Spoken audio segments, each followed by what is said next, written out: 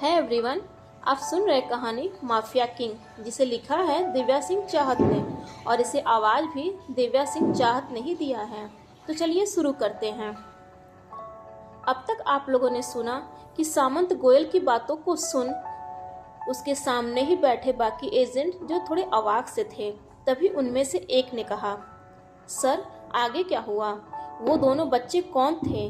क्या उन्होंने उस गन को चलाना सीख लिया था? जिसे सुन सामंत गोयल एक लंबी सांस बाहर छोड़ते हुए बोले, वो दो नहीं, उस वक्त वहां 3 बच्चे थे जिन्हें खाना, पैसा और पावर चाहिए था। सामंत गोयल के इतना कहते ही वहां बैठे सभी एक दूसरे का मुंह देखने लगे थे, क्योंकि उन 3 की गिनती में उस छोटे बच्चे की भी गिनती हो रही थी जो अभी मात्र कुछ महीनों का ही था। तो क्या जुर्म की दुनिया में उसका भी योगदान है? इन सवालों के साथ सभी एजेंट की नजरें सामंत गोयल पर टिक चुकी थी, जिनके बिना कुछ कहे ही सामंत गोयल भी उनके अंदर चल रहे सवालों को समझ चुके थे। साथ ही वह हल्का मुस्कुराते हुए बोले, मुंबई के झुग्गी बस्तियों में न जाने कितने परिवार आज भी अपनी जिंदगी गुजार रहे हैं। 18 साल पहले इन्हीं बस्तियों में एक परिवार था, एक औरत जो गर्भ से होने के बावजूद भी फैक्ट्रियों में काम करते हुए अपने 2 बच्चों का पेट पाल रही थी, जबकि तीसरा अभी उसके पेट में था। पति का साया कुछ महीने पहले ही इस दुनिया से उठ चुका था। उस रात तूफान की रात थी। बाहर तड़कती बिजलियों के साथ मूसलाधार बारिश हो रही थी। तभी अचानक से वह औरत एक दर्द से चीख उठी, जहां उस वक्त उसका सहारा कोई नहीं था सिवाय उसके उन 2 बच्चों के, जो उस बारिश में अपनी मां को काफी मुश्किलों के साथ हॉस्पिटल लेकर गए थे। लेकिन जेब में पैसे ना होने की वजह से उसकी मां ने फुटपाथ पर ही अपने तीसरे बच्चे को जन्म दिया। उस वक्त उस औरत को भी समझ आ चुका था कि अब उसका आखिरी समय आ चुका है। तभी उसने अपने दोनों बेटों को पास बुलाते हुए उनसे एक वचन लिया, तुम दोनों मेरी एक बात हमेशा याद रखना, इस दुनिया में हाथ फैलाओगे तो भीख मिलेगी और अगर हाथ उठाओगे तो पैसा मिलेगा। यही है असली पावर, और जब पावर होता है तो पैसा खुद तुम्हारे कदमों को आगे बढ़कर चूमेगी।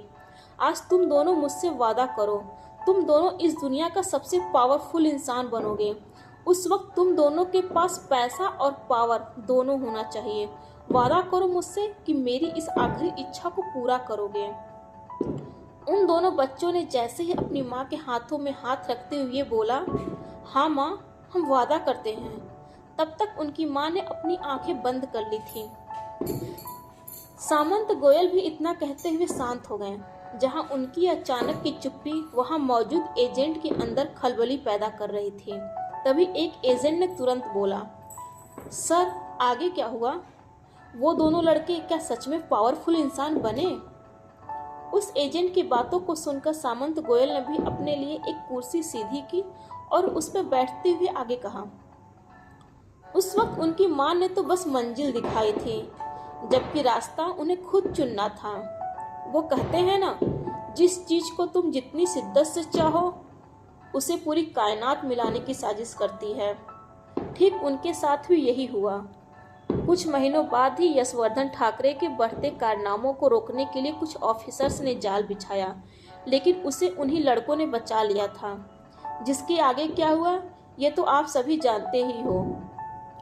लेकिन सर, क्या उन बच्चों ने गन चलाना सीख लिया था? एक बार फिर से किसी एजेंट ने यह सवाल उठा दिया था। तो वही इस बार सामंत गोयल हल्का मुस्कुराते हुए बोले, उन बच्चों ने गन चलाना नहीं सीखा, बल्कि उस वक्त ही चला भी दिया था। व्हाट? चला दिया था मतलब? उस वक्त यशवर्धन ठाकरे ने अपनी बातों को पूरा करते हुए उनके सामने गन रखी ही थी कि तभी उनमें से एक बच्चे ने पीछे खड़े एक ऑफिसर पर गोली चला दी, जो उस वक्त यशवर्धन ठाकरे को ढूंढने में कामयाब हो चुका था। और वो बच्चा दूसरा कोई नहीं, इंडिया का मशहूर बिजनेसमैन मानव सेठ ही था। व्हाट? क्या? लेकिन ये कैसे पॉसिबल हो सकता है? एक छोटा सा बच्चा ऐसा कैसे कर सकता है? ग्रुप में बैठे एजेंट्स को इस तरह से चौंकते हुए देख सामंत गोयल अपनी जगह से खड़े हुए और स्क्रीन पर मानव सेठी के पिक्चर को देखते हुए बोले, मानव सेठी, जिसका सिर्फ इंडिया में ही नहीं बल्कि इंडिया के बाहर भी कई होटल्स हैं जहां उनके पीछे ये ड्रग्स, कोकेन, गोल्ड का स्मगलिंग करता है। अभी मात्र 24 साल का ये हैंडसम बिजनेसमैन, जिसके हैंडसम चेहरे के पीछे इतना बड़ा राज छिपा है, ये कोई नहीं देख सकता। जहां अब ये यशवर्धन ठाकरे का दाहिना हाथ बनकर काम करता है, जो एक नकाब के पीछे रहकर भी देश की सरकार के साथ साथ दूसरे माफिया गैंग वालों का भी सिरदर्द बन चुका है।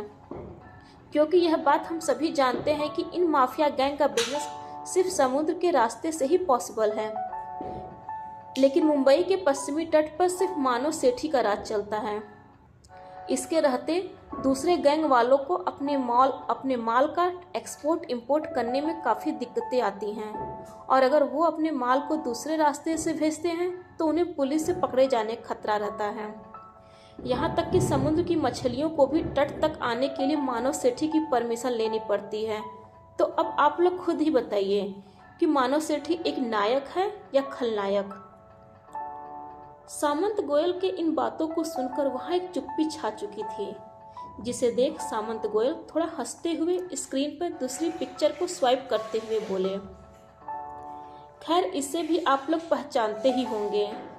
यस सर, रणविजय सेठी, जिसकी उम्र लगभग 25 से 26 के आसपास होगी, साथ ही मानव सेठी का बड़ा भाई और वर्ल्ड का टॉप क्रिमिनल लॉयर। आज तक रणविजय सेठी का रिकॉर्ड रहा है कि उसने कोई भी केस नहीं हारा है। यहाँ तक कि यह हारी हुई बाजी को भी पलक झपकते ही पलट देता है। इसका दिमाग चीते से भी तेज दौड़ता है। ये जिस भी इंसान का केस लड़ता है वह भले ही फांसी के फंदे तक चढ़ने वाला क्यों न हो, लेकिन रणविजय सेठी के दाव पेच के आगे वह भी बच ही जाता है। सर, हमने तो यह भी सुना है कि रणविजय सेठी की फीस करोड़ों में होती है, जो आम इंसान के बस की बात नहीं होती। इसलिए यह हमेशा बड़े बिजनेसमैन या पॉलिटिशियन का ही केस लड़ता है। इतना कहते हुए वह एजेंट शांत हो चुका था, जिसे देख सामंत गोयल हल्का मुस्कुराते हुए बोले, रणविजय सेठी के बारे में आप लोग काफ़ी कुछ जानते हैं।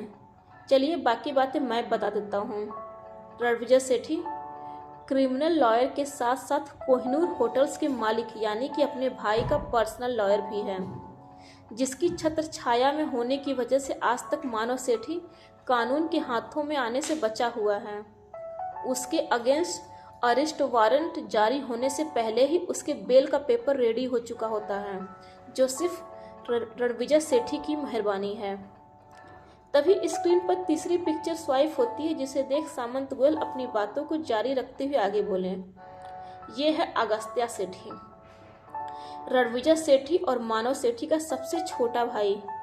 वैसे तो अभी ये एक स्टूडेंट है जिसकी उम्र मात्र 18 के आसपास है और आईटी डिपार्टमेंट से अपनी ग्रेजुएशन की डिग्री ले रहा है।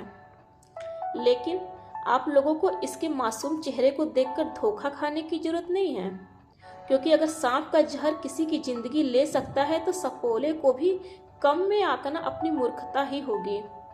सर, हम कुछ समझे नहीं, एक एजेंट ने कहा, जिसे सुन सामंत गोयल कुछ क्षण के लिए किसी सोच में डूब चुका था, लेकिन तुरंत ही अपनी सोच से बाहर आते हुए बोला, ये कुछ साल पहले की बात है। उस दिन मैं अपनी टीम के साथ मानव सेठी को अरेस्ट करने उसके विला में पहुंचा था, क्योंकि आज तक हमें मानव सेठी के खिलाफ यशवर्धन ठाकरे और उसकी गैंग के साथ मिले होने का सबूत नहीं था। लेकिन इस बात की भनक हमें काफ़ी सालों पहले ही लग चुकी थी, जहां हम हर वक्त अपनी नज़रें उसके ऊपर गड़ाए बैठे थे। तभी एक दिन हमें सफलता मिल ही गई, जब हमें मानव सेठी और यशवर्धन ठाकरे गैंग के साथ में अकाउंट ट्रांजैक्शन की रिपोर्ट मिली। हम उसी बेसिस पे मानव सेठी को अरेस्ट करने उसके विला में पहुंच गए थे, लेकिन वहां जाने पर रणविजय सेठी पहले से ही अपने पैतरे खेल चुका था। उसके बावजूद भी उस दिन हमारी पारी उस पर भारी पड़ रही थी। उसके विला में ही हमारी आईटी टीम उसके अकाउंट डिटेल्स को ओपन करने लगी, जहां हम ओपन करने में कामयाब भी हो चुके थे। लेकिन तभी हमारे सामने एक चौंका देने वाली बात हुई, और वो थी मात्र कुछ ही मिनट्स के अंदर मानव सेठी का ट्रांजैक्शन डिटेल्स क्लियर हो चुका था, जिसे करने वाला उसका छोटा भाई खुद अगस्त्य था, जो उस वक्त सिर्फ एक स्कूल स्टूडेंट था। इस वक्त उसका आईटी से डिग्री मात्र एक टाइम पास है, जबकि उसका दिमाग भी उसके दोनों भाइयों जितना ही तेज दौड़ता है, और उसकी वजह से ही हम एक बार फिर से मानव सेठी को अरेस्ट करने में नाकामयाब रहे। सामंत गोयल की इन बातों को सुनते ही वहां मौजूद सभी शांत थे, लेकिन वहां सिर्फ सामंत गोयल के चेहरे पर एक तिरछी मुस्कान थी। तभी वह हल्का हंसते हुए बोले, लेकिन इस बार हम कामयाब होकर रहेंगे, क्योंकि मानव सेठी और उसके दोनों भाइयों के खिलाफ हमें सारे सबूत मिल चुके हैं, जिसे खुद मेरे बेटे एक अंडर कवर ऑफिसर साहिल गोयल ने इकट्ठी की है। वह भी पूरे 2 साल तक उस मानव सेठी का दाहिना हाथ बनकर उन्हीं दरिंदों के बीच में रहकर उसके खिलाफ सबूत इकट्ठा किया है। आज दुनिया की कोई भी ताकत उस दरिंदे मानव सेठी को फांसी के फंदे तक ले जाने से नहीं रोक पाएगा। सो जेंटलमैन, आज मेरे साथ एक मगरमच्छ का शिकार करने कौन कौन चल रहा है? डियर फ्रेंड्स, आज के लिए बस इतना ही। मिलते हैं अगले भाग में, तब तक के लिए इजाज़त दीजिए। और हाँ, अगर आज का भाग पसंद आया होगा तो लाइक, शेयर एंड सब्सक्राइब जरूर कीजिएगा। हर हर महादेव।